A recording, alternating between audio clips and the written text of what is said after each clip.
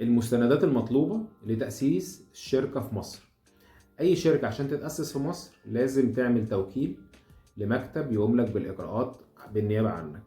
المكتب ده بيبقى عنده دراية كاملة بإيه المستندات المطلوبة والنشاط بتاعك بيحتاج مستندات إيه. طيب مبدئيا كده إحنا المكتب عندنا بيحتاج من حضرتك توكيل بتأسيس الشركات.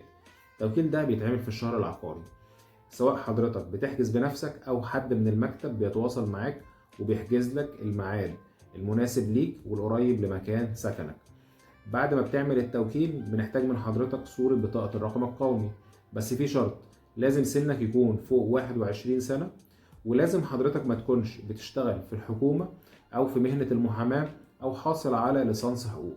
في حالة الحاصل على ليسانس حقوق حضرتك بتوفر لنا شهادة بالقيد في جدول غير المشتغلين من نقابة المحامين.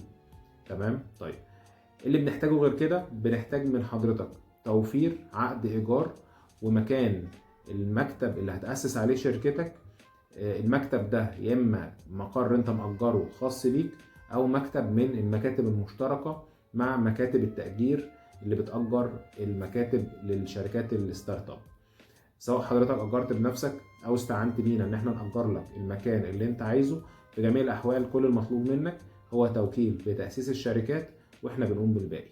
بالنسبة للأجانب بيحتاجوا إن هم يكون في عندهم على جواز السفر إقامة سارية. الإقامة دي لو مش موجودة الأمور مش بتبقى سليمة أو مش بنعرف نأسس لحضرتك الشركة. شرط إن أنت يكون معاك إقامة سارية أو إن أنت تكون دخلت مصر فيما لا يقل عن 30 يوم. في الحالتين دول بنقدر نساعدك إن أنت تعمل التوكيل.